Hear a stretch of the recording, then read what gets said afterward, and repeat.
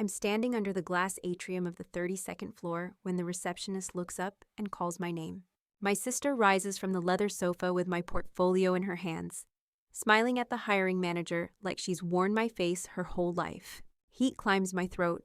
My late father's brass coin burns a circle into my palm. If she gets away with this here, in front of security cameras and a Fortune 500 logo, I don't just lose a job, I lose my name. For a second, the lobby goes muffled, like someone's lowered a pane of glass over everything. I see it all in pieces.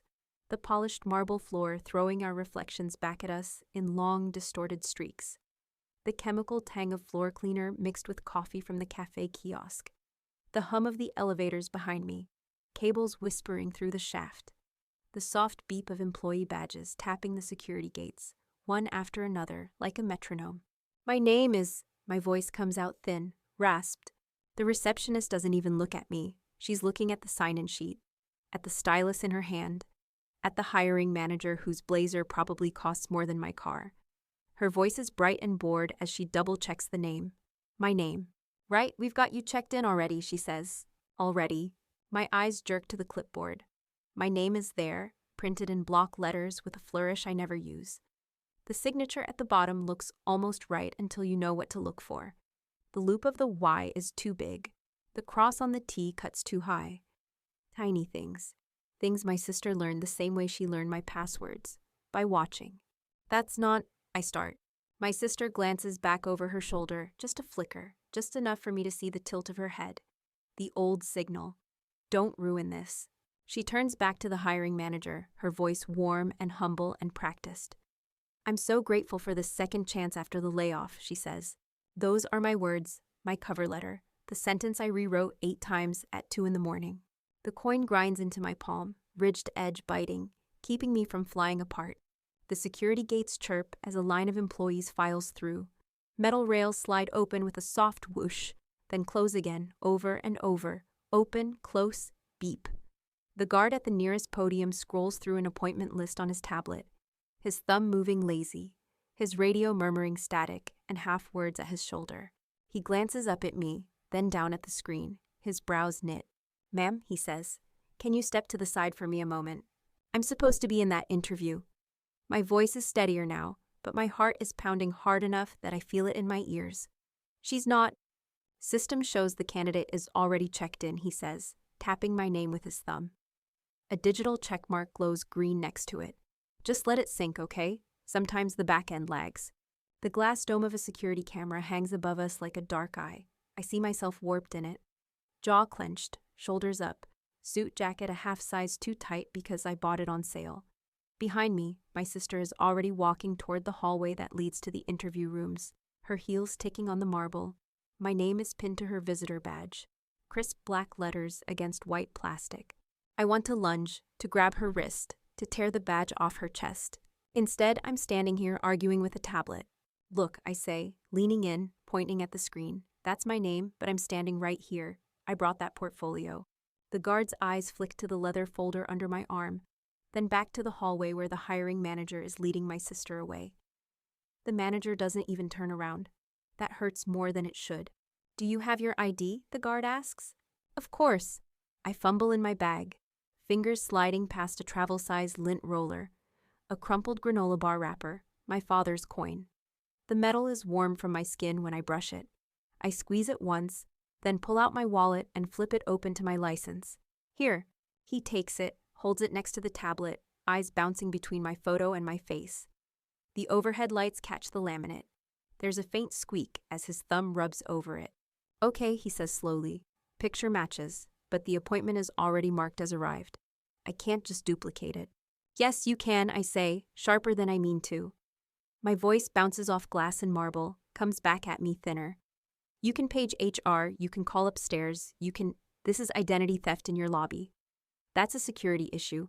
The word security lands heavier than the others. His jaw shifts. He's not just a guy in a blazer with a radio. He's a contractor for the building, trained to care about certain words. Identity theft, security issue, liability. He glances up at the camera dome. His radio crackles softly, a burst of static, then settles. Okay, he says again, quieter. Hang on. He taps a few things on his tablet. then picks up the handset of the desk phone. I watch his fingers dial an extension from memory, quick and sure. He's done this before, escalating something, calling a floor, logging an incident. The receptionist shoots me a look that's all inconvenience and no sympathy. Her nails click against the keyboard as she opens another screen. "We're just trying to keep things moving," she says, like I'm a traffic cone. "I sent my resume from this email," I say, shoving my phone toward the guard when he hangs up. "I can show you the thread with HR, the calendar invite, the confirmation text they sent me for the visitor badge." I thumb open the inbox. Messages glow back at me. Subject lines, timestamps, the company's logo in tiny blue. Proof, each one a breadcrumb I left, thinking it led to opportunity and not to this. The guard leans in, squints. "Okay, that's you, yeah. HR's assistant is on another line. She'll call back in a minute." A minute. Down the hallway, the door to the interview suite swings slowly shut behind my sister. The hydraulic hinge sighs, soft as a secret. I taste metal at the back of my throat. "I'm not leaving," I say, more to myself than anyone else. The building hums around me. Elevators ding. People murmur into Bluetooth headsets. A barista calls out a latte order. Somewhere, a printer starts up with a whine and a clunk. Every sound feels like time grinding forward. 1 second closer to my sister walking out of that room with an offer meant for me. I close my fingers tighter around the coin until the ridges print into my skin. Dad used to flip it at the kitchen table, letting it spin in a little brass blur. "You don't let people take what you can prove is yours," he'd say. "Proof matters more than volume." Proof, cameras, logs, sign-ins. "They record visitor badges, right?" I asked suddenly, looking up at the receptionist. "Photo capture when you print them? Timestamps?" She blinks, surprised I know the term. Yeah, system stores that." Then there's a picture of her face under my name, I say. "And there are cameras pointed at that hallway. You have all of that on record." The guard's gaze sharpens. He taps something on the tablet, then again. "We do keep badge photos," he murmurs, half to himself. "And access logs for the elevator bank." Good. I grab onto that like a handhold on a cliff. My phone buzzes in my hand. Unknown internal number. The guard nods at it. "That's probably HR." I swipe to answer. "Hello?" A woman's voice comes through, filtered and professional. "Hi, this is Priya from HR. I'm hearing there's some confusion at security." Under the glass atrium, with half the lobby pretending not to listen, I press the phone tight to my ear, feel the coin hot in my other hand, and line up my words like evidence on a table. "Yeah," I say. "There is. Someone just walked into my interview using my name." The HR woman is quiet for a breath. Just elevator hum and lobby chatter filling the space between my ear and her headset. "Using your name?" she says slowly. "Okay, start from the beginning." The beginning is not the lobby. The beginning is my tiny apartment a week ago. The night pressed up against my windows, and the city outside smelling like exhaust and wet pavement. I'm pacing between the couch and the wobbly coffee table. Blazer hanging off the back of a chair. My laptop open to a document titled "Possible Questions" in aggressive caps. The coin sits warm between my fingers, flipping end over end, the ridged edge catching on my callus, where a pen rubs when I write. "Tell me about a time you resolved a conflict on a team," I say to the empty room, trying to make my voice sound like I deserve fluorescent lights and a nameplate. The fridge kicks on with a low growl. A siren moans somewhere down on the street, the sound sliding along the wet asphalt. This job represents a chance to grow, I tell the faded paint on the wall, to contribute to a company whose values align with mine. It's corny, it's true. On the counter, my second job's apron hangs from a hook, still faintly sticky with syrup. My phone buzzes with a notification from the freelance app I use to chase graphic design gigs on weekends. 2 worlds I am desperate to pack into a single, livable life. I stop pacing and rest my palm flat over the pile of printed resumes on the table.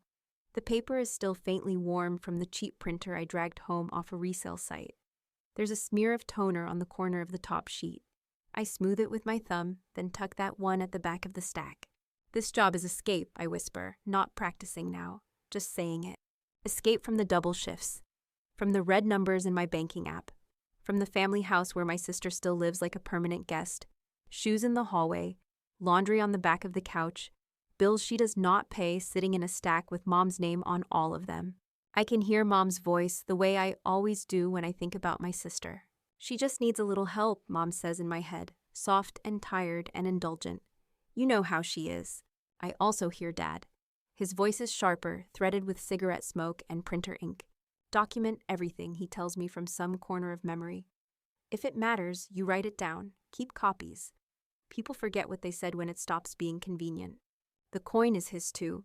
His old brass challenge coin from a job he never really talked about. Just spun between his fingers when he was thinking. I rub it now, feel the engraving with my thumb, and remember college. The first time my sister borrowed me. I'm standing in line at the campus bookstore, freshman year, clutching my student ID and a stack of used textbooks that already smell like coffee and highlighter. The cashier swipes my card and frowns.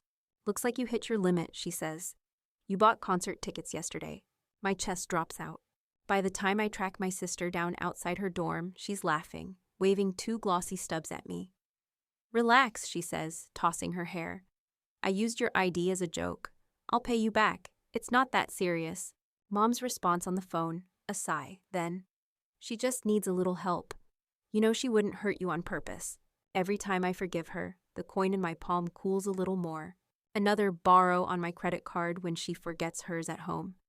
Another streaming account logged in on a TV I have never seen. Another package addressed to my name, her purchase tucked inside. All brushed off as misunderstandings that I am apparently too serious to laugh about. Meanwhile, Dad's voice keeps saying it, document everything. So I do. I keep emails, I file receipts. I save screenshots of transfers that never arrive. It's a quiet habit, a private one, something I picked up temping in HR at a smaller firm while finishing my degree. That office smells like toner and lemon cleaner, and the sad salads people eat at their desks when they think no one is looking. I alphabetize personnel files and send offer letters. I sit in on compliance trainings meant to keep the company out of court. I learn the vocabulary of caution, identity verification, onboarding protocols, employment eligibility, fraud. I watch a trainer click through a slide deck about red flags, mismatched IDs, altered documents, signatures that do not match previous paperwork. I take notes even though no one asked me to. HR keeps the company honest, one of the senior specialists tells me on my last day. Paper trails matter more than feelings. Now, in my apartment, that knowledge hums under my skin like a low-grade current as I color code my portfolio. I slide my design samples into clear sleeves, labels facing out. I print extra copies of my resume and tuck them into separate folders. One for the hiring manager, one for HR, one spare. I double-check the email thread with HR on my laptop, reading the calendar invite 3 times, confirming the date, the floor, the dress code. I set an alarm for the next morning, then a backup, then another. The coin sits on the table while I do it, small and silent, a witness.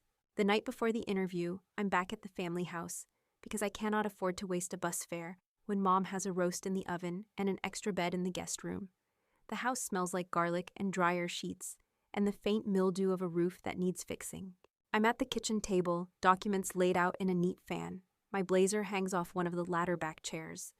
My laptop hums softly as the printer in the corner clicks and whirs out one last confirmation page. My sister leans in the doorway, shoulder pressed to the chipped frame, phone in her hand, eyes flicking over everything. She takes in the labeled tabs, the duplicates, the neat stack of reference letters. She whistles low. Fancy, she says. What is this, your little briefcase moment? Portfolio, I say, slipping the freshly printed page into the back pocket. And it's not little? She steps closer, bare feet silent on the fake wood planks. She smells like coconut shampoo and my perfume, which she borrowed last month and never returned. What's the salary range, she asks, casual, too casual. I glance up. Why? She shrugs, looks away like she's just making conversation. Just curious. Benefits good? You get like health insurance and all that? I feel the coin heat in my palm as I pick it up without thinking. It sears a little, a small warning.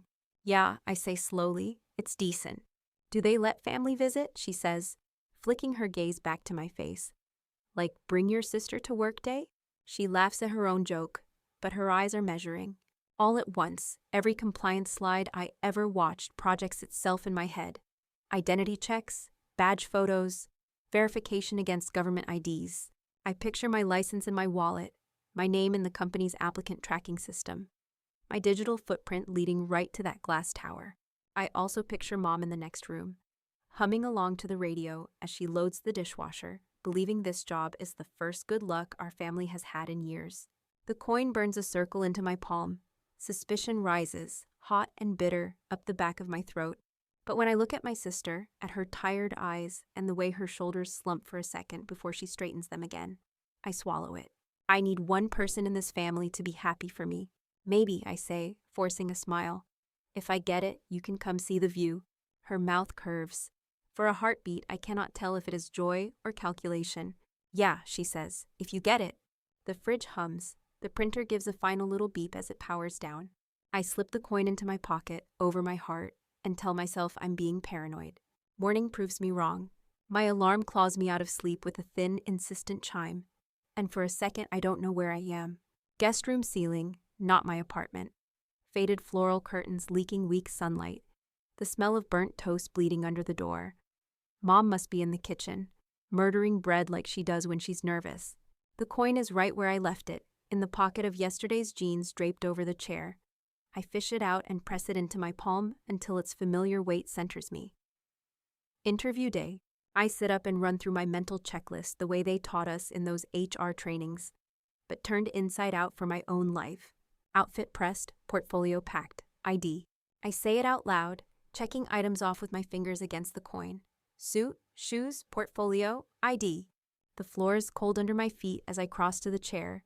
My blazer is still hanging there, shoulders rounded like it's waiting for me. I dress in layers, button down, jacket, the good slacks that don't sag at the knees. The fabric smells like ironing spray and a little like the storage bin they lived in before today.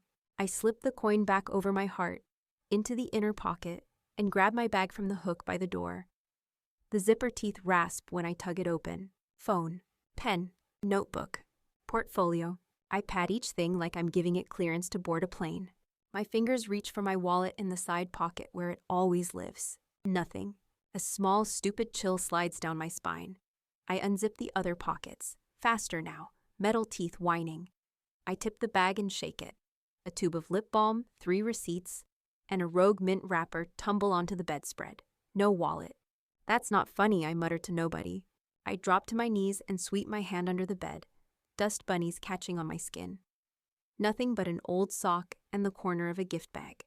I check the nightstand drawer, my coat, the pockets of yesterday's hoodie. No wallet. Heat spikes under my collar. I saw it last night. I pulled it out to check my transit card balance. I remember the slap of plastic on the table, the way the coin sat right next to it, catching the kitchen light. Dad's voice cuts through the rising panic. Document everything. I should have put it straight back in my bag. I didn't. That's on me. The smell of burnt toast thickens as I barrel out into the hallway. The coin is slick between my fingers now, sweat making the ridges slippery. In the kitchen, the toaster is still smoking gently. 2 blackened slices popped crooked in their slots. Mom has her back to me at the sink, running water over a pan, radio humming a soft old song. My sister is already there, perched on a stool by the counter.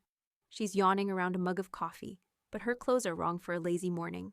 Neutral heels, tailored pants, a blouse that could walk into any office and ask for a promotion.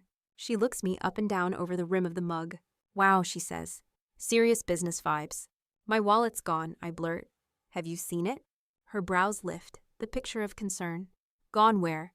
If I knew that, I wouldn't be asking, I snap, then suck in a breath. Sorry, I had it last night, on the table. She swivels on the stool, bare heel dangling just above the tile. You checked your room? Yes. The couch? I'm not an idiot, I say, but my voice is fraying. She slides off the stool, mug in hand, and pads past me into the living room. I follow. We do a quick, useless dance around the coffee table, lifting cushions, peeking under magazines, rattling the remote basket. You went out for coffee yesterday, she says lightly. Maybe you left it there. I paid, I left, I came home, I say. I remember putting it down right here. I point at the scarred wood of the table. My finger lands in the faint square where a wallet sat for years, leaving a lighter patch of finish, proof without detail. She tips her head, thoughtful. Could have slipped between the cushions. Or maybe it fell in your car. I took the bus. Right, she smiles. A small, sympathetic curve. That coffee place is on your way to the train, yeah? You could pop in and ask. Worst case. She takes a sip, shrugs. I don't have plans. I could swing by the city later, drop it off at your building if you find it and you're, trapped without it or whatever. The words are generous, the outfit is not. My gaze drags down and back up again. Heels, blouse, subtle makeup she doesn't usually bother with before noon. You look nice, I say slowly. She laughs, like that's the funny part. I woke up early, thought I'd put on actual clothes for once. Isn't that what you want from me? The coin burns, a hot coin of doubt under my skin. Mom, I call toward the kitchen. Have you seen my wallet? She leans around the doorway, hands wet, dish towel over one shoulder. Not since last night, honey. Check your bag? I did. She gives me a sympathetic wince. Well, it'll turn up. It always does. It always does, because I always find a way to fix it. My phone buzzes in my pocket. I yank it out. The time glares back at me, unforgiving. If I don't leave in the next 5 minutes, I risk missing the good train and spending the rest of my life wondering if that was the moment everything derailed. HR training kicks in like a script. Contingency planning, acceptable forms of ID. Any valid government-issued photo ID, they said in that beige conference room while I took notes. Passport qualifies. I exhale hard. Okay, I say, mostly to myself. Okay. I bolt back to the guest room, drop to one knee by my suitcase, and flip open the front pocket. The zipper handle clinks against the floor. My passport is tucked in its little sleeve, corners frayed from years of not going anywhere. I check the expiration date twice, still good. Dad's voice again. Document everything, keep a backup. I slip the passport into my bag, right where my wallet should be. The absence still feels wrong, like a missing tooth your tongue keeps probing. On my way out, I fire off a text to the recruiter with my thumb flying. Hi, just a heads up there might be minor train delays this morning. I'm aiming to be early, but in case anything shifts, I wanted to let you know. Under promise, over deliver. One of the HR mantras I liked enough to steal. The coin is a steady weight against my ribs as I kiss Mom's cheek, dodge my sister's outstretched hand like we're not doing it on purpose, and hustle down the porch steps into air that smells like wet asphalt and old leaves. The bus ride blurs. The subway is a metal throat swallowing people whole. The turnstile bar thumps against my hip as I push through. The platform reeks of damp concrete and old gum. A train roars in, brakes screeching, doors beeping as they slide open. I wedge myself into the car between a guy in a navy suit scrolling his phone and a woman balancing a box of donuts on her forearms. The car lurches and rattles, straps sway. An ad above my head warns about phishing scams and identity theft. A stock photo woman frowning at a laptop screen. I stare at it until the words go blurry. My hand finds the coin in my pocket. I roll it between thumb and forefinger, the metal hot now, almost pulsing with my heartbeat. This job means escape, I whisper into the stale air, rehearsing my answer one more time as stations blur past. It means stability, growth, a place I can stay. The train spits us out 3 blocks from the glass tower, and the city surges around me, horns, crosswalk beeps, shoe soles slapping pavement. The building rises ahead, all mirrored panels and sharp edges, the company logo catching the weak sun like a promise. Inside, the lobby hums. Security gates blink. A printer whirs behind the reception desk, spitting out crisp visitor badges. The air smells like floor cleaner and roasted coffee. Civilization scrubbed and caffeinated. I smooth a hand over my jacket, feel the reassuring bump of my portfolio under my arm, and step up to the security desk. Good morning, I say. I'm here for an interview on the 32nd floor. The guard is older than the one I argued with later, or maybe it's the same guy, and stress will age him in the next hour. He has a buzz cut, a badge on his chest, and a tablet propped on the counter in front of him. His radio murmurs static at his shoulder. Name? He asks. I give it. He types, eyes on the screen. The tablet makes a soft little chime. His brows pull together. Huh, he says. That's weird. My stomach clenches. The coin goes cold in an instant, like someone dropped it in ice water. What? He turns the tablet slightly, like that helps. It says you already checked in about 20 minutes ago. For a heartbeat, all I hear is the hum of the HVAC and the faint beep of a badge gate opening somewhere behind me. That's impossible, I say. My voice sounds too loud against the marble. I just got here. He glances at me, then at the passport I'm holding out like a lifeline. The laminate catches the overhead lights. "Can I see that?" he asks. I hand it over. His thumb rubs the edge as he compares my face to the photo. I watch his training kick in, the way his posture shifts minutely, eyes scanning the lobby as if danger might be hiding in a pantsuit. "Picture matches," he says slowly. "But my system..." He taps the tablet again, then lifts his radio closer to his mouth. The little speaker crackles as he presses the button. The sound is sharp as a snapped nerve. 32 security, this is lobby, he says. "I've got a possible duplicate check-in under the same name. Can you verify with HR?" People in suits edge around me to sign in, pretending not to listen. I feel the coin burning against my chest, and for the first time all morning, the word paranoid feels too small. The guard lowers the radio from his mouth, listening to the crackle and the tinny voice on the other end that I can't quite make out. His eyes flick between the tablet, my passport, and my face. "Okay," he says into the radio. "I've got the candidate down here saying she hasn't been up yet." "Yeah, same name." "No, I checked the ID. Looks legit." He pauses, head tilted. The elevator dings behind me. Doors open with a soft hydraulic sigh and a burst of cold air. People stream out, badges tapping the gates with polite beeps. "Understood," he says finally. "I'll handle it on this end." My stomach drops. What did they say? He sets the radio back in its cradle, that tiny click louder than it should be. HR says they only have one time slot for that name today. "That name," I repeat. "My name might as well be a parking space." "They show the candidate as already in process," he goes on, like he's reading from a script. "They can't discuss interviews in progress, privacy policy, and all that." "That candidate is my sister," I say, voice cracking. "She used my information to get in here. You have my resume on file. You sent emails to my address. You scheduled this with me." The receptionist shifts in her chair, uncomfortable. Her nails click on the keyboard as she pretends to check something. "Ma'am, if you feel there's been a misunderstanding, you can follow up with your recruiter by email," she says, bright and flat. "They'll be happy to sort it out." "By email," I echo. While she's upstairs stealing my interview, heads are starting to turn now. A man in a charcoal suit slows on his way to the turnstiles. A woman with a visitor badge clutched in her hand glances over, then looks away fast, like eye contact might make my bad luck contagious. The guard shifts his weight from one foot to the other. "Look, I'm just telling you what they told me," he says.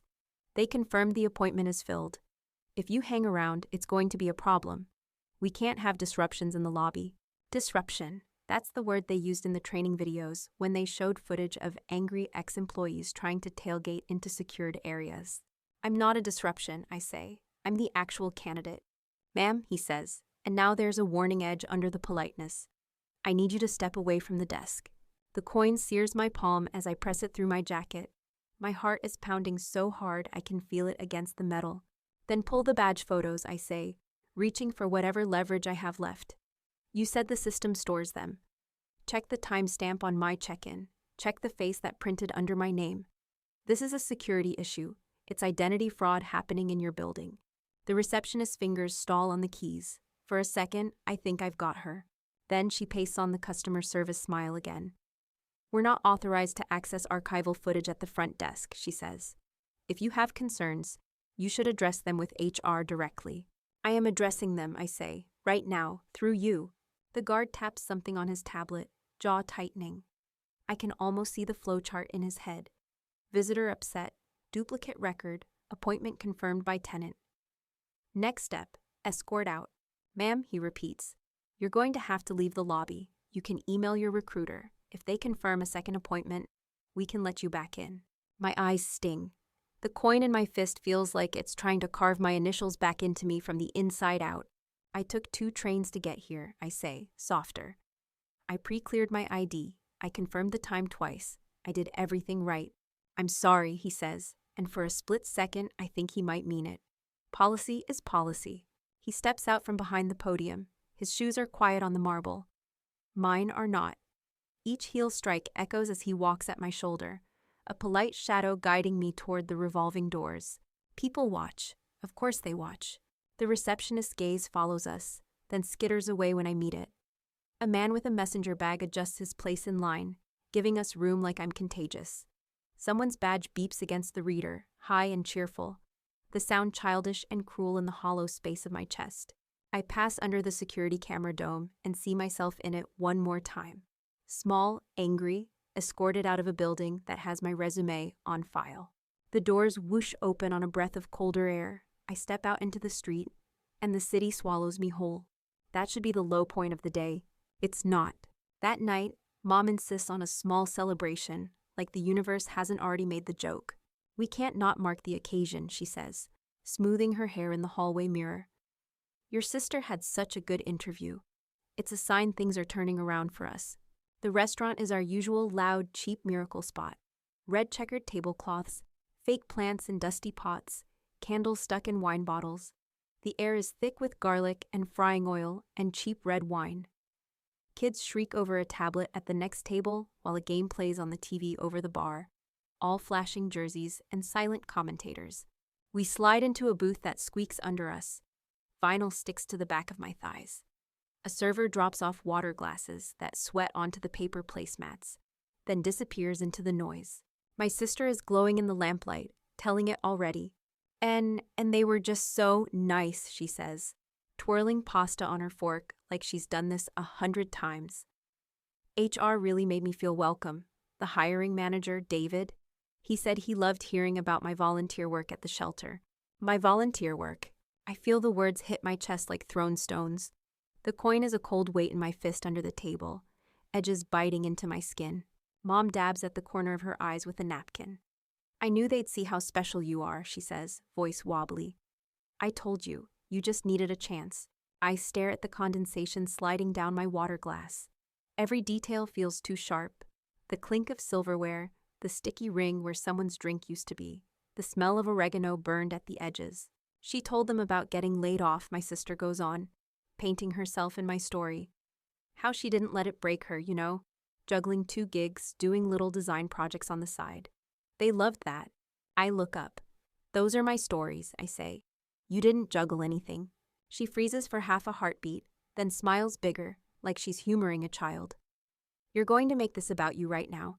It is about me, I say, my voice low but steady. You walked into that building as me. Mom's head snaps toward me. We're not doing this, she says. Not tonight. Tonight is exactly when we should do this, I say. The coin digs deeper, grounding me. She stole my interview, Mom. She used my name. Our server appears at the edge of the table with a tray of drinks, timing cursed. She balances 3 glasses effortlessly, eyes going wide as the air at the table shifts. Sweetie, Mom says, in the tone she uses when bills are late, and she finds another notice in the mail. Don't be jealous. Your sister finally had a win. Why can't you just be happy for her? I'm not jealous, I say. I'm furious. There's a difference. The server hovers, unsure whether to step in or walk away. She chooses to set the drinks down, hands careful, movements small, like we're a wild animal she's trying not to startle. Ice cubes clink against glass. The smell of citrus from a lemon wedge spears the air between us. Thank you, Mom tells the server, a brittle smile plastered on. Then to me, you're trying to ruin your sister's big night, and I won't let you. The words are louder than she thinks. The couple in the next booth glances over. Someone at the bar looks up from their phone. Heat climbs my throat. The public part of it stings more than the lobby ever did. There, at least, I was arguing with strangers. Here, my own mother is aligning herself with the person who stole my name. My sister leans in across the table, elbows nudging aside the breadbasket. Her perfume floats up, my perfume, still, underneath the cheap floral top note. Look at you, she murmurs, voice too low for Mom to hear over the rising clatter of dishes. You're spiraling, and you don't even realize how you sound. I meet her eyes. They're bright, hard, triumphant. If you keep this up, she says, breath warm with wine, I'll tell everyone you're unhinged. You know that, right? The word unhinged hangs between us like steam off the pasta. I've got screenshots, she adds softly. All those late-night texts you sent me about how stressed you were, how you couldn't sleep, how it felt like your brain was eating itself. Out of context, they're not flattering. Behind her, the TV over the bar flashes a slow-motion replay. Some athlete's mistake analyzed from 3 angles. The crowd on screen gasps silently, hands flying to mouths. In our booth, no one is reviewing the tape. No one but me. I close my fingers tighter around the coin until my knuckles ache. And in the noise and garlic and cheap wine, I start counting not what I've lost, but what I can still prove. By the time I get back to my apartment, the city has scraped me raw.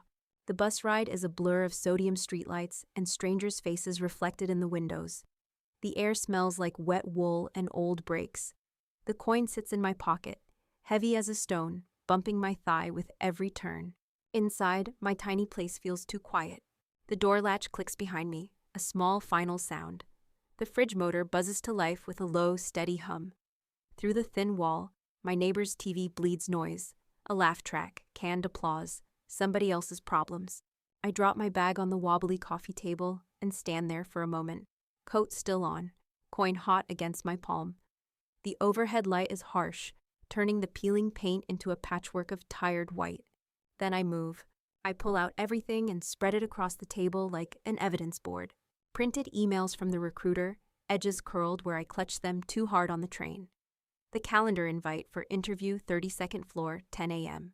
with my name in the subject line. The automated reminder text still glowing on my phone. We look forward to seeing you. My coin goes in the middle, a brass paperweight on my life. Dad's voice threads through the quiet. Document everything. Fine. I flip open my laptop. The screen wakes with a soft chime. My reflection ghosted over the desktop for a second before the icons sharpen. The fan kicks on, warm air sighing out the side vent. I open a new document. The cursor blinks at the top of the empty page, patient, pulsing like a tiny heartbeat. This is where the crying would usually go. The rage text to a friend, the doom scroll. Instead, my HR temp brain clicks into place like a gear finally finding its track. I know what they're supposed to do. On-site ID verification, visitor badge photos tied to legal names, lobby cameras covering every angle of the entry and sign-in desk, badge access logs with timestamps down to the minute, linked to floors and elevator banks. There is a digital shadow of everything my sister did today, and it overlaps mine. I put my fingers on the keys. No ranting, no swearing, just brick after brick. Dear recruiter's name, I type. The letters look small, but they add up.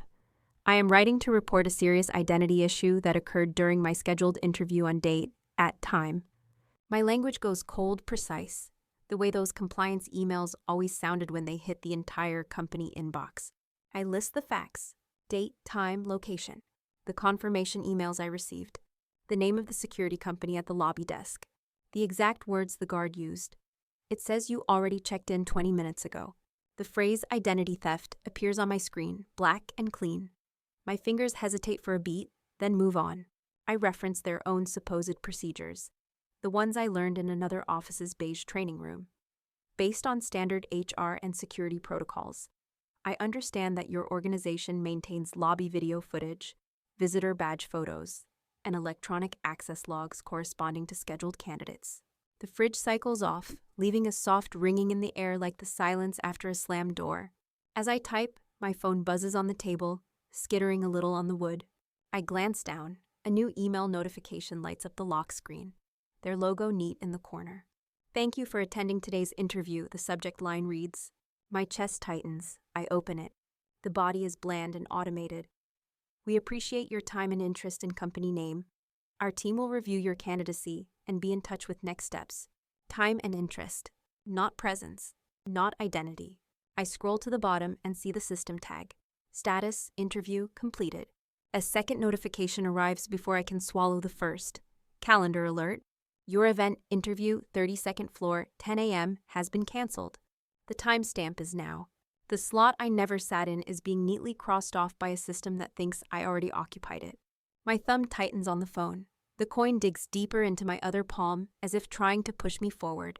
Before the ache can bloom into full-blown panic, another buzz. Different tone. Social media ping. My sister's face fills the screen.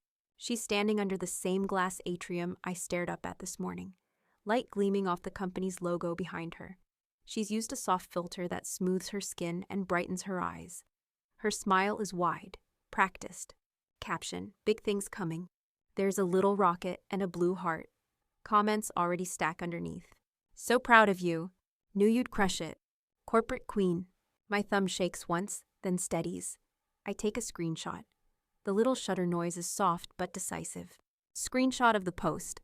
Screenshot of the interview thank you email. Screenshot of the cancellation. I drop each image into a folder on my desktop labeled with today's date and the word incident in all caps. Document everything. I go back to the complaint and add an attachment list, like I've watched managers do when they're assembling a case file. Attached, you will find screenshots of the automated email indicating my interview was marked as attended despite my being refused entry to the interview floor.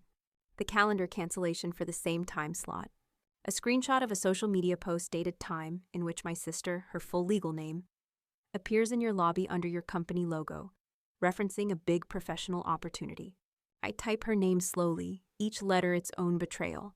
I explain, in measured phrases, that my wallet went missing from my family home the night before, that my sister had knowledge of my interview details and career history, that she has a documented pattern of using my identification and financial information without my consent. I don't have to editorialize. The facts are ugly enough. The coin has warmed again under my thumb, a small, steady heat. I add a paragraph requesting that they review lobby footage from that morning, badge photo records associated with my name, and access logs for the time span in question. I ask that they confirm whether someone other than me was allowed to interview under my identity. I keep my tone calm, almost detached, but I include a line that lands like a gavel. I believe a serious breach of your identity verification protocol has occurred, allowing a third party to misrepresent herself as me during a scheduled interview. My fingers hover over the keys for a second. Then I add one more sentence, the kind that triggers the right pathways inside a company. I am also concerned about the legal implications of this event under relevant fraud and identity theft statutes. The neighbor's TV laugh track peaks into canned applause, then dips. My apartment feels too small to hold this much anger neatly. I copy the recruiter's email address into the to field. Then I add the HR compliance address from the company's website into CC, the one buried 3 clicks deep under ethics and reporting. I attach the PDFs of my original application and resume. I attach a scan of my passport, my face flat and unsmiling against the pale background. I attach the screenshots. Each file name lines up in the attachment bar, like evidence bags laid out on a table. I reread the complaint once, checking for emotion that slipped in where it doesn't belong. I catch one unfair and strip it out, replacing it with inconsistent with stated policy. The cursor blinks at the end of the last sentence. The send button glows a muted blue. I pick up the coin from the middle of the table and hold it between thumb and forefinger, letting the engraved edge bite into my pad until it almost hurts. Document everything, I whisper into the dim room, breath fogging the laptop screen for a fleeting second. Okay, Dad, I'm documenting. Then I click send. I don't expect anything to happen when I hit send. For a while, nothing does. The email slides into my sent folder with a soft whoosh. The screen goes still. The fridge hums. A siren wails somewhere outside, rising and falling until it fades. I sit there for a long time, fingers curled around the coin, laptop glow turning my hands ghost pale. Every few minutes, I refresh my inbox, even though I know better. The only new mail is a sale from some store I can't afford, and a notification that my cloud storage is almost full. Eventually, my eyes burn too much to keep pretending I'm fine. I shut the laptop. The click of the lid sounds absurdly loud in the small room. In bed, I tuck the coin under my pillow like I'm 5 again, like it can ward off whatever this is. Sleep comes in thin, ragged strips. In my dream, the lobby camera dome is an eye that never blinks, replaying my sister's smile on a loop. The next morning, my phone rings before my alarm. An unfamiliar corporate number flashes on the screen. Logo in the corner, name blocked. My heart kicks hard. For a second, I just stare at it, thumb hovering. The coin is already in my fist when I swipe to answer. Hello? Good morning. Is this my full name? The voice is female, clipped and professional, but there's a tautness under it, like a string pulled tight. Yes, my throat feels dry. This is she? This is Donna, she says. I'm a senior HR partner with company name. I'm calling regarding the report you submitted yesterday. I sit up straighter without meaning to, blanket falling into my lap. The coin presses into my palm, a hot little sun. Thank you for getting back to me, I say. My voice sounds steadier than I feel. I'd like to walk through exactly what happened in the lobby from your perspective, she says. And I need to confirm a few details in your email, including the identity of the person in the social media photo you attached. Do you have a few minutes to talk? I glance at the clock. It doesn't matter what it says. Today, this is my whole job. Yes, I say, I do. I hit speakerphone, lay the phone on the coffee table, and start pacing the living room. The way I practiced interview answers a week ago. Except this time, I'm not rehearsing, I'm testifying. The lobby has marble floors and glass walls, I begin. The security desk is directly opposite the entrance, with a tablet on a stand and a phone on the left. There's a camera dome over the desk, slightly to the right. On the other end, I hear the faint clack of keys. Dana is typing as I talk. And what time did you arrive? She asks.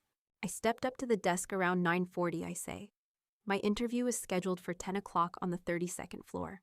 The guard asked for my name, typed it into the tablet, and told me the system showed I had already checked in 20 minutes earlier. The details come out of me in order, clean lines drawn from last night's complaint. Dates, times, words. What was the guard's response when you stated that you had not checked in? He asked to see my ID, I say. I provided my passport. He acknowledged that the photo matched me, but he said HR had confirmed they only had one time slot for my name, and it was already filled. And the person you believe filled that slot, she says, is your sister?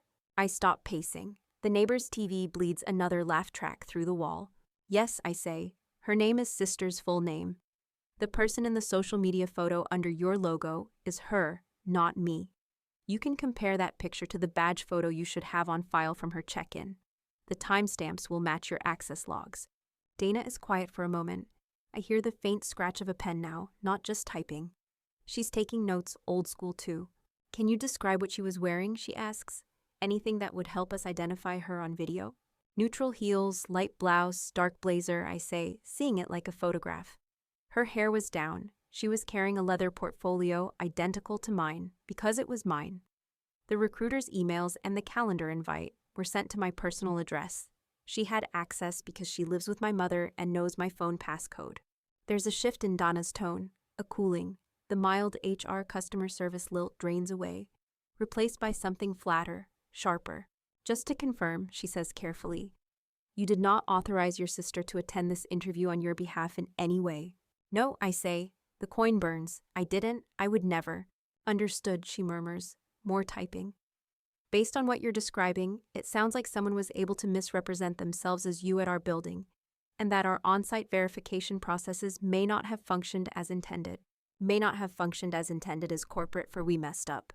I hear another keyboard in the background now, muted sounds, like she has someone else in the room with her. This is not just a recruiter problem anymore. This is risk.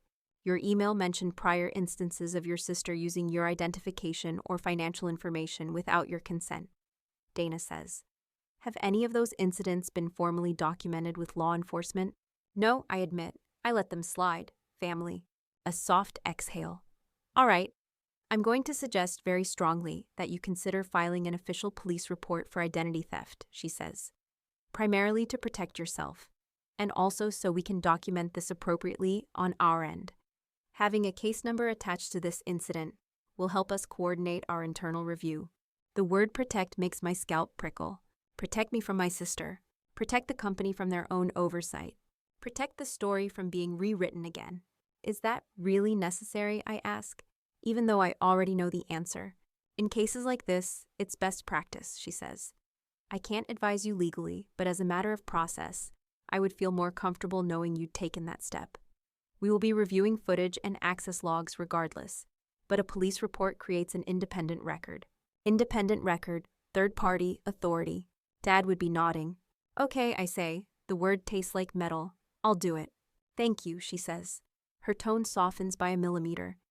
When you have a case number, please send it to me directly. I've included my direct line and email in a follow-up message you should receive shortly. We'll be in touch as we learn more on our side. We end the call. The line clicks dead. My apartment shrinks back to its old size.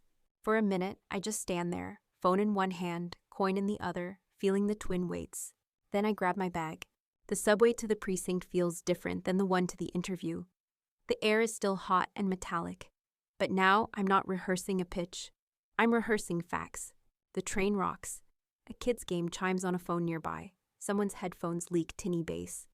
I hold the coin in my pocket, thumb working over the engraving, and run through the order of events the way I'll have to say them. Wallet missing. Interview scheduled. Sister's interest. Lobby rejection. HR email. Sister's post. The precinct building is squat and gray, a different kind of fortress. The glass at the front is smudged with fingerprints. A metal detector hums just inside, its archway blinking. I empty my pockets into a plastic tray. Keys, phone, the coin. For a second, it looks small and exposed under the fluorescent lights. The detector beeps as the person in front of me walks through. When it's my turn, I step into the arch, breath held. No beep. I collect my things. The coin is warm again when it hits my palm, like it never liked being separated. Inside, the air smells like old coffee, paper, and a tired kind of bleach. A TV in the corner plays a news channel on mute, headlines scrolling. The chairs in the waiting area are molded plastic, bolted to a metal bar, unforgiving. I sit. The seat creaks under me. A uniformed officer at the front desk calls. Next, without looking up. I stand, the coin pressing a circle into my skin. Hi, I say. I need to file a report for identity theft. That gets his eyes. Okay, he says, pulling a form toward him. You the victim? Yes. He nods at the row of chairs behind me. Have a seat. Someone will take your statement. So I sit again. A wall clock ticks too loudly. A printer somewhere whirs and spits out paper with a sharp mechanical cough. My knee bounces. I clamp it still. Eventually, a different officer calls my name. She's in her 30s, hair pulled back tight, pen tucked behind one ear. Her badge catches the light as she leads me into a small interview room with cinder block walls and a table scarred by other people's stories. She flips open a thin laptop. The fan whines. Start from the beginning, she says, fingers poised over the keys. And when I say beginning, I mean when you first noticed anything off with your identification. Her questions are measured, precise. What is your full legal name? Date of birth? Relationship to the person you're accusing? Has she done anything like this before? I answer all of them, voice steadying as I move from feeling to fact. I give dates, I give locations. I give the company's name, the floor number, the guard's exact words, the content of the automated email. She types, head down, occasionally glancing up to clarify a detail. You said there's social media evidence, she says. You have that available? Yes. I slide my phone across the table. The screen glows between us, my sister's filtered face beaming under the corporate logo. And emails from the company confirming my interview and then thanking me for attending something I never got into.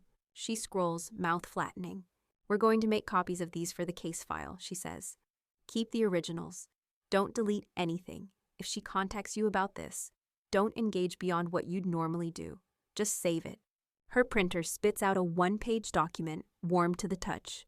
She writes a sequence of numbers across the top in blue ink and tears it free along the perforation, handing the smaller slip to me.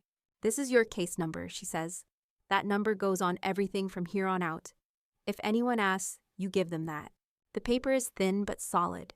It warms quickly between my fingers. The numerals sit there in neat rows, my new shape in the system. Is there anything else I should be doing? I ask. Keep every email, every screenshot, every notification, she says. If you think it might matter, hang on to it. Identity cases can take time, but paper trails help. Paper trails, case numbers, internal reviews, external reports. When I step back out onto the street, the city noise crashes over me, horns, a bus air brake hissing, someone laughing too loudly into a phone. In one hand, I hold the slip of paper with my case number. In the other, my father's coin presses into my skin. Somewhere between the two, something in me shifts. For the first time, I'm not just a sister begging to be believed. I am a documented victim with a file number and a system that has to look back. Days start to stretch and double over on themselves. On the surface, my life looks the same.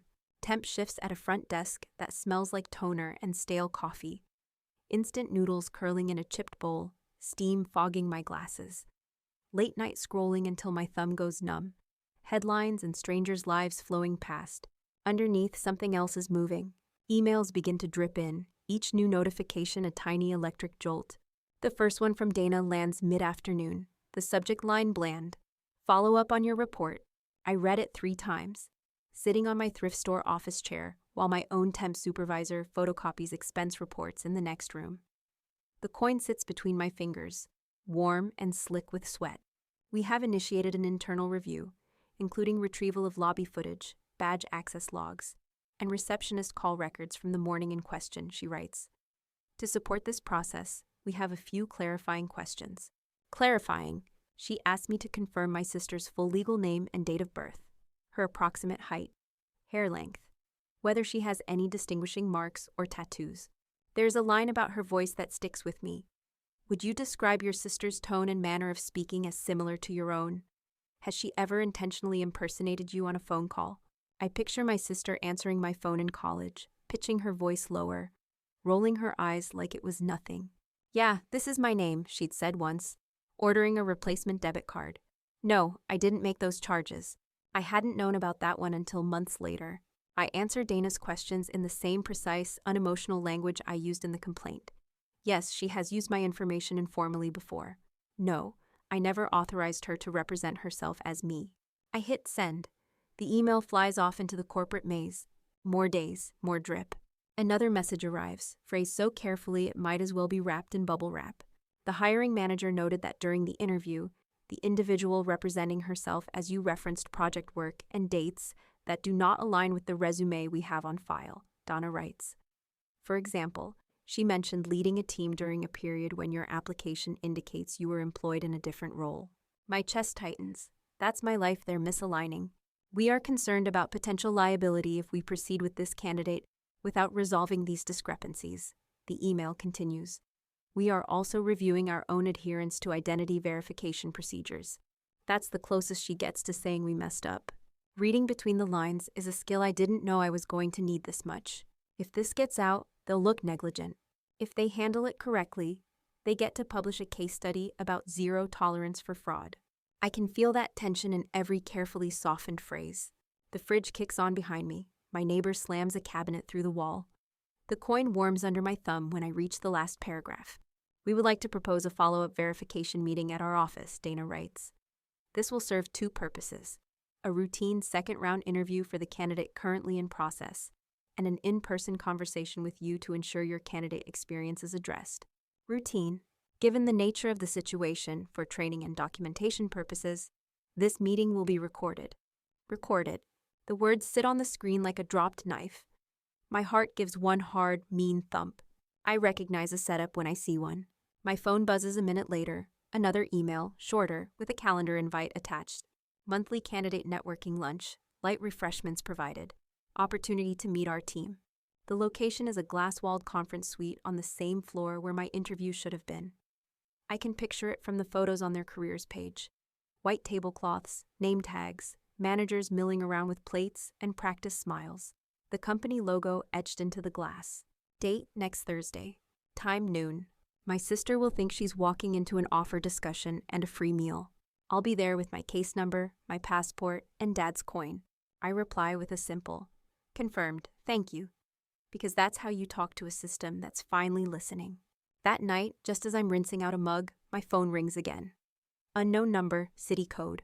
Hello, is this my name? The voice is low, steady, different tired than the patrol officers. Yes, this is Detective Morales with the Precinct Detective Squad, he says. I've been assigned your identity theft case. I grip the edge of the sink. Water runs over my fingers, turning hot enough to sting. The coin is on the counter beside the soap dish, still damp from where I set it down to wash my hands. Hi, I say. Thank you for calling. I've spoken with the officer who took your report, he says. I've also been contacted by corporate security from company name. They shared that they're arranging a meeting involving you and the alleged impersonator on site. Alleged impersonator, my sister reduced to a clean little label. Yes, I say. They've scheduled something next week. I plan to be present, he says, along with a member of their security team. We'll observe discreetly. The goal is not to escalate in the room unless necessary. Okay, I say, trying to picture discreet law enforcement in a glass box filled with canapes. I need you to bring original identification, he goes on. Your passport, any other government-issued ID you have. Bring hard copies of your emails with the company and their automated messages. Also print the screenshots you've provided. Don't rely on just your phone. Paper trail, chain of custody. I'll put everything in a folder, I say, labeled. He huffs a sound that might be a laugh. Good. When you arrive, check in as yourself. Use your legal name. Do not confront your sister before we're set. Let her speak freely in the room. Answer questions honestly, but don't volunteer more than they ask. Understand. I nod even though he can't see it. I understand. If she admits on record to using your ID or attending the prior interview under your name, that's significant, he says. We'll coordinate with their HR partner to secure any video or audio. After the meeting, I'll speak with you separately. The faucet squeaks when I shut it off. The apartment feels very small, like the walls are listening. I'll be there, I say. We hang up. The line goes quiet. The only sound is the soft drip of the faucet and my own pulse in my ears. I towel off my hands and pick up the coin. It's cool from the counter, then warms quickly against my palm, like it's catching up. The next few days move in a strange double time. In the mornings, I clock in at my temp job, smile at strangers, route phone calls, refill the copier. In the afternoons, I duck into break rooms to check my email and find new messages from Dana, clarifying minor details. How long has your sister had access to your phone credentials? Has she previously logged into your email? When did she first learn about this role? Each answer is another tile in a pattern I wish I'd never started. At night, my little table turns into a war room. I print the emails and slide them into a cheap binder with cloudy plastic sleeves. I label each section with sticky tabs in neat block letters. Application, interview, confirmation, lobby incident, social media, police report. My case number goes on the front page in bold. The coin sits in the top right corner of each stack as I hole punch and sort, like a metal stamp of approval. The day before the lunch, I lay everything out one more time, cross-checking times and dates like I'm prepping for a final exam, where the proctor is a detective and the grade is my name. When the morning finally comes, I dress with the same care I did the first time. Pressed suit, clean portfolio, passport tucked into an inner pocket, case number folded in my wallet, binder in my bag. The coin rests over my heart, exactly where it was when I stood under that glass atrium the first time. Except now I have a file thick enough to make a sound when it hits a table. On the subway, the car rattles and sways. The air tastes metallic, hot like before. But my thoughts line up like bullet points instead of fraying. Arrival, check-in, room layout, where the cameras might be. If I close my eyes, I can almost see the conference suite. Glass walls, silver chafing dishes, branded napkins, name tags lined up on a table like little flags. I picture my sister walking in, expecting applause. I picture the detective leaning against a back wall, hands in his pockets, watching. When I step into the building lobby again, the marble floor gleams like nothing ever happened. The security gates blink their neutral little lights. The same faint smell of lemon cleaner hangs in the air. I take a breath, feel the coin heat under my palm, and walk toward the desk with my ID in one hand and my case number memorized. This time, I'm not here asking them to believe me. I'm here to let the cameras do it for me. The second time I ride this elevator, I count everything. The lemon cleaner smell, the faint perfume of whoever stood here before me, the hum of the cables as we climb, the chime that dings softly at each floor like a checklist ticking down. Donna stands beside me, her company badge clipped neatly to her blazer. When we passed through security, the guard barely glanced at my passport before he looked up at her ID and straightened. Her badge opened the turnstiles with a soft beep the tablet never gave me. "Thank you again for coming in," she says, professional warmth layered over something harder. "We want to make sure we handle this thoroughly. Thoroughly is corporate for with witnesses." The coin rests under my thumb in my inner pocket, a small hot circle of metal against my ribs. I press it once as the elevator chimes for the 32nd floor. The doors slide open on a different world than the lobby. The candidate networking lunch sprawls across the glass-walled conference suite, like a staged photograph. White tablecloths, silver chafing dishes steaming on a sideboard, tiny labels in corporate font identifying seasonal salad and grilled chicken, trays of sparkling water bottles and cans of something fizzy. Managers cluster in small groups, murmuring about culture fit and growth mindset. Name badges flashing on their lapels. Other candidates hover, clutching portfolios, laughter a little too bright. In one corner, a tripod-mounted camera blinks red, its eye steady. A black cable snakes from it to a small box on a credenza. A light on the box glowing green. Recording. My stomach flips, but not the way it did before. This time, I want the record. Donna guides me in with a light touch to my elbow. "We'll get started shortly," she says, voice carrying just enough to be heard by the nearest cluster. "Grab some food if you like. I'm not here to eat." I clock the room instead. At the far wall, a large flat screen is mounted behind the main table, currently black, the company logo a faint ghost when the overhead lights hit it. 2 glass doors lead back into the hallway, where corporate security stands just outside the sightline. One man in a blazer with an earpiece, another in a polo, both trying to look like furniture. Near the back, leaning casually against the glass, is a man in plain clothes with a generic visitor badge and eyes that miss nothing. He doesn't move like a candidate. He moves like someone who knows where to stand to see all the exits at once. Detective Morales. Our eyes meet for half a second. He gives the smallest nod, more chin than neck, then looks away. I take a chair at one end of the long table under the recessed lights. The chair fabric is rough under my palm when I pull it out, a muted scrape against the carpet. I set my binder on my lap, case number facing me like a silent reminder. You are not imagining this. The red light on the camera blinks, steady as a heartbeat. My sister arrives late. Of course she does. She swoops in through the glass doors with the hiring manager at her side, laughing too loudly at something he's just said. Her hair is styled in waves that look expensive. Her blouse is a shade that camera filters love. She is dressed like she already owns the job. She barely glances at me. If she sees me at all, she files me away as just another applicant. Someone to step over. Sorry, she trills to the room, taking an empty chair near the center of the table. Train delays. My coin goes hot enough that I half expect to see smoke through my jacket. Dinah steps to the head of the table, composed, hands resting lightly on the back of a chair. Thank you, everyone, for being here, she says. As mentioned in the invite, today's session is being recorded for training and documentation purposes. Her eyes flick briefly toward the camera. The red light answers back. We're going to start with brief introductions, she continues. If you could each state your full name and the role you're interviewing for, just so we have it clearly on record. One by one, candidates speak, names, roles, a little nervousness. When it's my turn, my voice sounds steadier than I feel. I'm right, my full name, I say. Candidate for the brand design associate role. A few heads turn, including the hiring managers, and my sisters. Her eyes snap to me, narrow, then smooth out so fast someone who didn't grow up watching her lie might miss it. When the circle lands on her, she lifts her chin. She says my full name, she says, smiling straight at the camera. Also candidate for the brand design associate role. The silence that follows is not long, but I can hear the shape of it. Forks, still. Water glasses hover, halfway back to the table. Thank you, Dana says, voice gentle. But there's a new wire running through it. And just to confirm, that's the name you used on your application and at your previous interview? Yep, my sister says. That's me. The red light blinks. The camera hums softly, a barely audible whir. Wonderful, Dana says.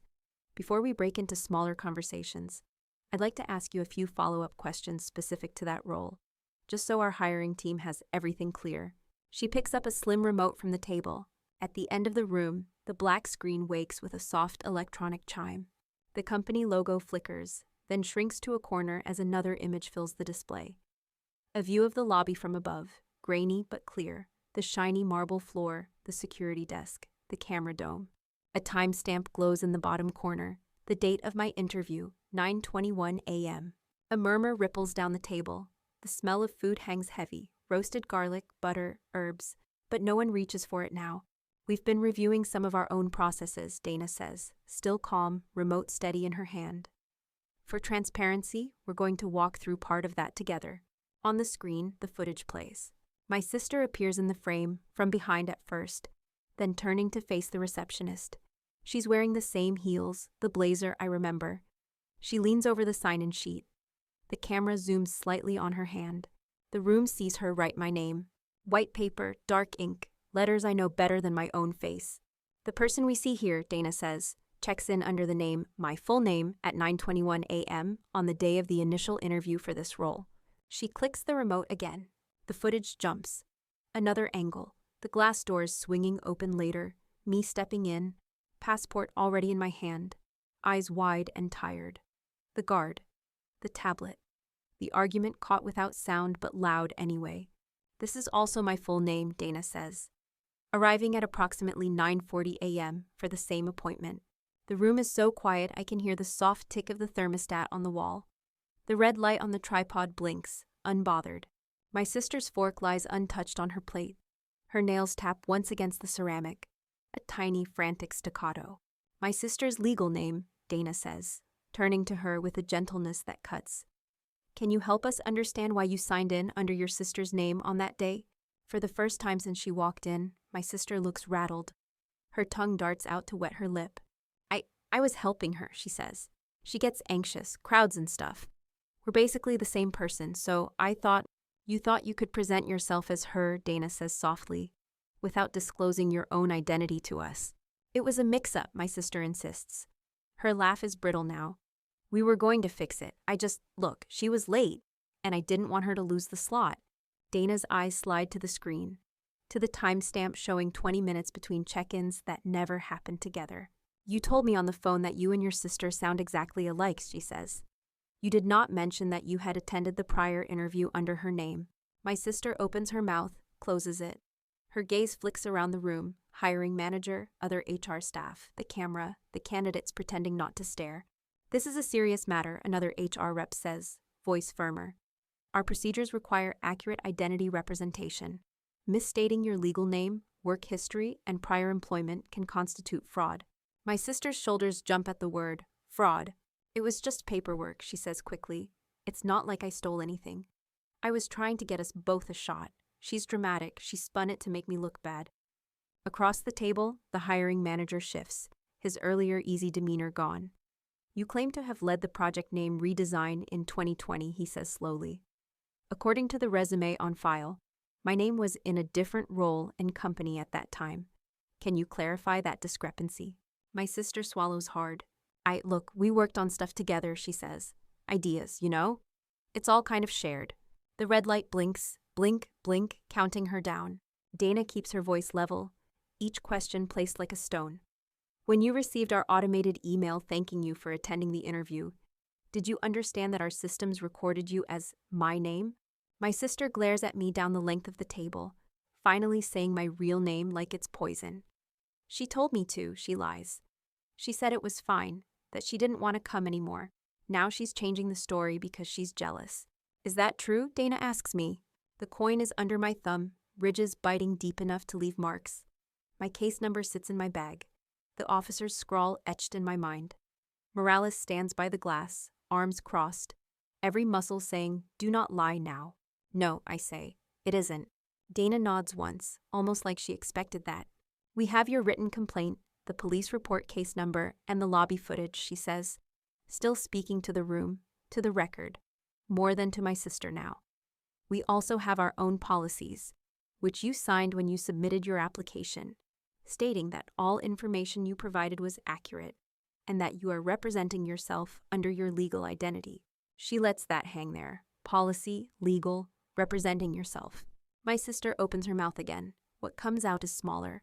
I was just trying to help, she whispers. The answer lands flat in the quiet. Behind her, on the screen, frozen images show two versions of me in the same building at almost the same time. One forged, one real. At the back of the room, Morales shifts his weight just enough that I see the outline of his badge under his jacket. And remember that this isn't just an awkward HR moment. It's evidence. My sister stares at the footage of herself signing my name, and for the first time since this started, she looks like she's seeing what everyone else sees. The red light on the tripod blinks on, off, on, recording every second as she runs out of lies. Dana thanks everyone in that corporate voice that sounds soft until you listen to the words. We appreciate your time and candor, she says, like she didn't just detonate the room. We'll follow up individually regarding next steps. Chairs scrape. People look anywhere but at us. The smell of food comes back into focus. Cooling pasta, oversteeped coffee. But nobody's hungry now. My sister's face has gone the color of printer paper. She snatches her bag from the floor, the strap scraping against the chair leg, and bolts for the glass doors. Her heels are sharp on the tile, staccato. I stand more slowly. The coin in my pocket has cooled, steady now, like a verdict coin flip that's already landed on its side and stayed there. Dana falls in beside me without a word. The hiring manager hovers a few feet back, shell-shocked, his plate untouched. We step out into the hallway. The noise of the lunch fades down to a muffled buzz behind the glass. Out here, it's the office soundtrack again. The hum of fluorescent lights, the soft whoosh of the HVAC, the distant ring of a phone that gets picked up on the second chime. Somewhere, a printer starts up with a whine, spitting out pages with a wet rustle. The air smells like toner and cold coffee, faint cologne from someone who passed through earlier. My sister is halfway to the elevator bank when it happens. Two people peel away from a seating area where they've been pretending to scroll their phones. They're dressed like employees, blazers, dark jeans, but their eyes are wrong for office work. Alert, measuring. "Ma'am," the woman says, stepping into my sister's path. "Ms." She uses my full legal name, the one my sister wrote on the sign-in sheet. "Can we have a word?" My sister stops, the slightest flinch in her shoulders. "I'm in a hurry," she says, trying for breezy and landing on brittle. "I have another meeting." The man beside the woman raises his hand just enough to show the edge of a badge clipped inside his jacket. "Detective Morales," he says quietly. "This is Detective Singh. We're with the City Police Department. You're not under obligation to speak freely right now, but we do need you to stay put." He lets my name hang between them for a beat, then adds, almost gently, "Or should I say?" He uses her legal name. The correction is a clean cut in the hallway air. There are always spectators in an office. A couple of employees slow as they come around the corner, ID badges swinging. Someone steps out of a conference room with a laptop and freezes when he sees the cluster forming. A receptionist down the hall glances up and then finds a reason to walk to the copier, path conveniently closer. "This is ridiculous," my sister says, voice jumping an octave. "You can't just, what is this?" "This is a follow-up on case number." Morales reads the digits off a small notebook he pulls from his pocket. The numbers match the ones on the slip in my wallet. Each one lands heavy. "Filed by your sister in relation to identity theft and fraud." He doesn't raise his voice, but the words carry. "We're family," she snaps. "It's not a crime. It was just an opportunity. Using someone else's identification and personal data to secure that opportunity without their knowledge is a crime," Detective Singh says. Her tone is patient, like she's had this conversation before. "Whether you're related or not." My heartbeat is loud in my ears. The coin presses into my palm so hard, I know it will leave marks. Dana stands at my shoulder, close enough that I can feel the line of her blazer sleeve near mine. "Mrs. Sister's name," Morales says, using her real identity this time. "You've just been recorded on video in that conference room discussing your actions on the day of the previous interview. We have lobby security footage of you signing in under your sister's name. We have records from the company indicating you represented her work history as your own." He lifts his eyes from the notebook to meet hers. "And we have your sister's police report, filed on date, with supporting documentation." "I told them it was a mix-up," she says. "We were going to fix it. She's blowing it out of proportion because she's jealous." Morales doesn't bite. His voice stays even. "At this time, based on the evidence collected, we're placing you under arrest on suspicion of identity theft and related fraud offenses." The word arrest hits the hallway like a dropped weight. My sister's laugh is high and thin. "You have got to be kidding me. Here, in front of everyone?" Singh glances around at the slowly expanding ring of onlookers. "Would you prefer we escort you somewhere more private to complete the process?" she asks. "Either way, we're leaving this floor together."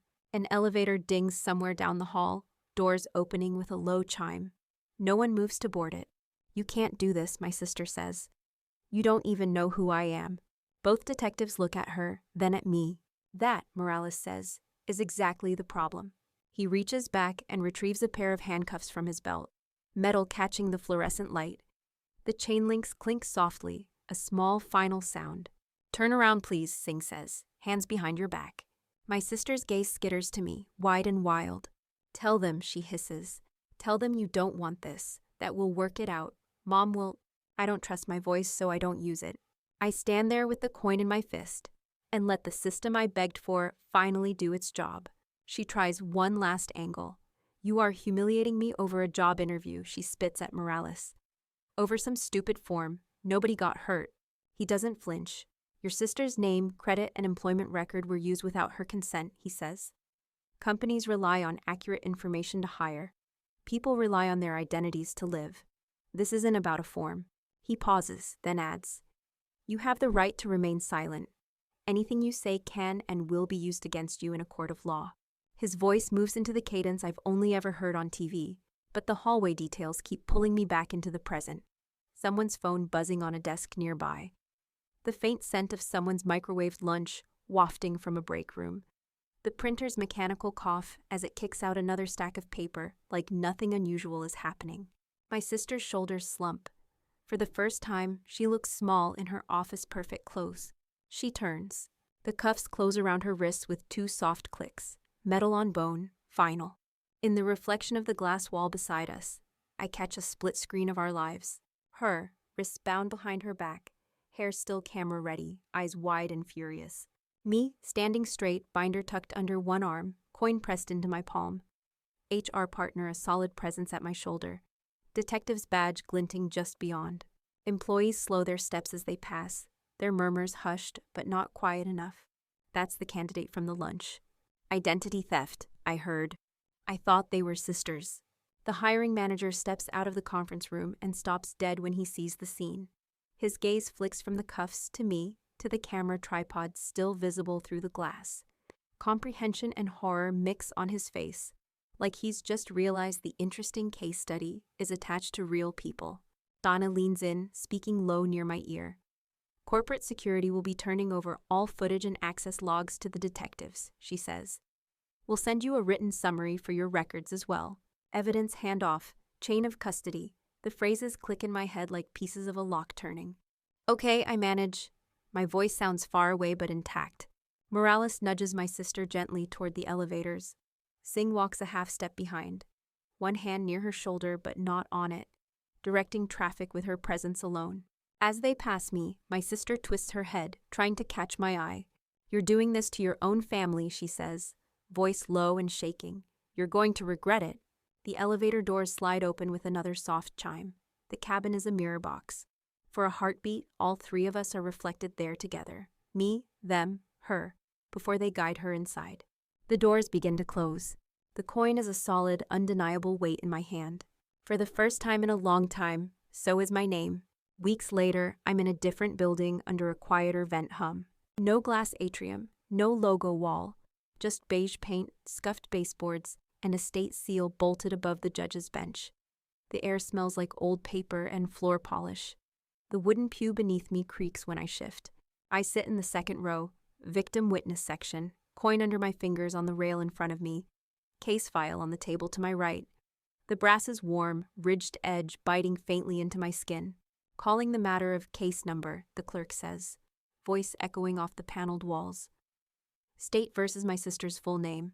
My sister stands at the defense table, not in a blouse she picked for camera filters, but in a plain sweater the color of dust. Her hair is scraped back. The fluorescent lights are not kind. The judge's robe falls in straight, unforgiving lines. His voice is level, almost bored, as he reads the charges. Identity theft, attempted fraud, obstruction.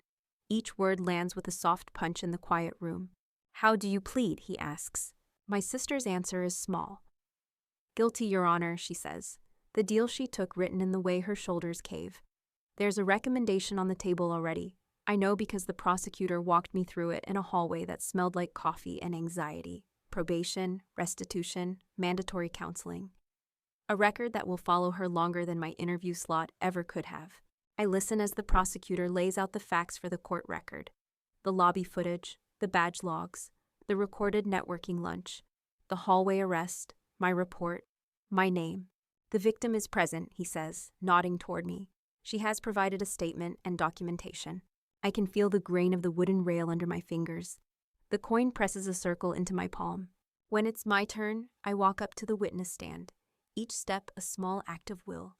The bailiff raises a hand. Do you swear to tell the truth? I do, I say. My voice doesn't shake. I sit. The cushion is thin. The wood under it is very real. I lay one hand on my case file, one on the coin in my pocket, and I tell the judge what happened. Not the feelings, those are mine, but the facts. The missing wallet, the lobby, the lunch, the cuffs. He doesn't ask why I would do this to family. That question belongs to other rooms. Here, he only asks if the record is accurate, and if I have anything to add. I just want it on record that I didn't imagine it, I say quietly, and that I want my name back. He nods once. The court reporter's keys clatter, capturing the words. When they lead my sister back to her seat, she doesn't look at me. The vent hums overhead, steady as a plane engine. carrying us all forward whether we like it or not. The company shows up in court too, in their own way. Their HR representative sits behind the prosecutor, a neat folder on her lap, badge clipped to her jacket even though this is not her building. Later, she testifies about procedures and corrections, how they rescinded any consideration of my sister, placed her on a do-not-hire list, and revised their identity verification steps. Lobby personnel now confirm legal ID against application records for all candidates, she says. We've also updated our training modules to include this incident anonymized. Anonymized. I know that means my story will live in someone else's slide deck as a cautionary tale. It should sting. Instead, it feels like another layer of proof. Even when my name is removed, the system remembers what happened. After court, I meet her again in a conference room that smells like carpet cleaner and printer ink. No camera this time, just a long table and a shut door. We can't undo what happened, she says, folding her hands on a stack of papers with our logo on the top. But we can start again correctly. She slides a document toward me. The header reads, Candidate Experience Resolution. My name is on every line, spelled correctly down to the middle initial nobody ever remembers. We'd like to offer you another interview slot, she says. Separate from this incident, starting with an apology and a clean record, if you're still interested. The coin is under my hand on the table, metal warming against the fake wood grain. I feel each ridge as I think. I read the statement slowly. It acknowledges their error. It outlines what they changed. It documents, in black and white, that the person they allowed into their building was not me. At the bottom is a line for my signature. Confirmation that I've been informed. Not that I'm forgiving anyone. I take my own pen out of my bag. The weight of it in my fingers is different from the coin. But they work together, one reminding me what was taken, the other what I'm choosing. The ink glides over the paper. My name loops and crosses exactly the way it should. At home, the fallout doesn't come from a judge. It comes in bursts of voicemail and group chat notifications. Mom cycles through phases like weather. First, denial. She didn't mean it like that, she says, hands tight on a dish towel in the kitchen. It got out of hand. You know how people blow things up. Then anger. You put your sister in handcuffs, she snaps, in front of strangers. Do you have any idea what they'll say? They already said it, I answer. The hallway video clip made its way into the family chat in a blur of screen recordings and badly cropped captions. I watched my own face from 3 angles in grainy resolution. Watched my sister's wrist turn silver. Now they can't unsee it. Eventually, something brittle that might be apology. She sits at the table, fingers tapping against the chipped edge. Eyes red. I didn't want to believe she'd do that to you, she says. I thought if I pretended it wasn't that bad. The coin is in my hand under the table, small and hot. I feel every ridged edge as I place my words like sandbags. I'm not asking you to hate her, I say. I'm asking you to stop sacrificing me to protect your idea of her. Relatives call or text, some to gossip, a few to say they're sorry they didn't believe me sooner. Wild video, one cousin messages. Didn't think it was that serious. It was, I write back. It is. Another cousin sends, I'm proud of you for standing up for yourself. I should have listened when you complained about her using your card. Document everything, I type, then delete it. Instead I send, I'm done lending my life out on trust. Mom asks for help filling out an online form one evening, eyes sliding toward my wallet on the counter. Just give me your login, she says automatically. It's faster. I shake my head. No? She blinks, taken aback. It's me. I know, I say gently. And I'm still not giving you my passwords, my IDs, or my documents. If you need help, I'll sit with you and walk you through it, but you don't get my keys. Keys, she repeats, like she's tasting the word. Loving someone doesn't mean handing them your life like a spare key, I say. I can care about you and still lock my doors. The silence after that is different, not angry, just new. The coin is still the same as the one my father used to spin on our kitchen table. Small, warm, ridged, but it feels different in my hand now. It's not just proof of the past, not just a reminder of how many times I looked away. It's the line I finally drew. My sister stole my resume bullet points and my interview slot and my reflection in a lobby camera, but she couldn't steal the hours I put into those projects, the skills I carry out of every job, or the voice that finally learned to say, this is who I am, to people with actual power to do something about it. In the end, that's the one thing she can never sign for, never badge into, never borrow as a joke.